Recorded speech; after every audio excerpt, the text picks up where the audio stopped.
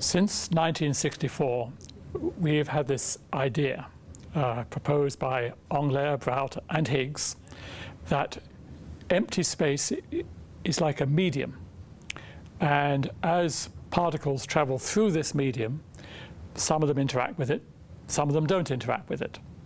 The ones that do interact with this medium, they acquire masses, and the ones that pass through it without interacting, those are massless particles. Let me give you an analogy. Imagine an infinite field of snow extending throughout all of space. Flat, featureless, going in all directions. Maybe the middle of Siberia. Now imagine that you're trying to cross this field of snow. So maybe you're a skier and you skim across the top.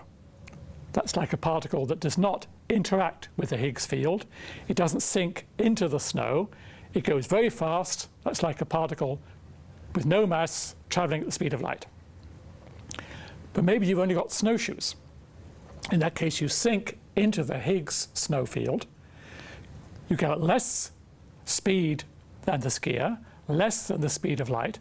That's like a particle with mass because you are interacting with that Higgs snow field. And then finally, if you've just got boots on, then you sink deeply into the snow. You go very, very slowly, and that's like a particle with a big mass.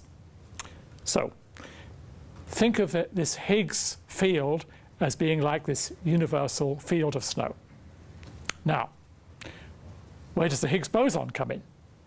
Well, we all know what snow is made of, right? It's made out of snowflakes.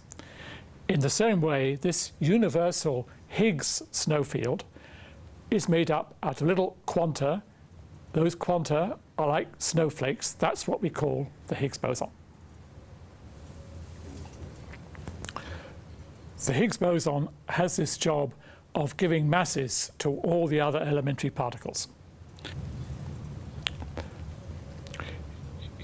If you look at the basic equations of the Standard Model, as written on my T-shirt, they're very symmetric. The way in which all the different particles appear is the same.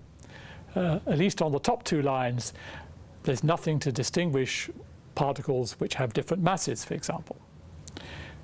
But this symmetry has to be broken. Electrons are lighter than muons.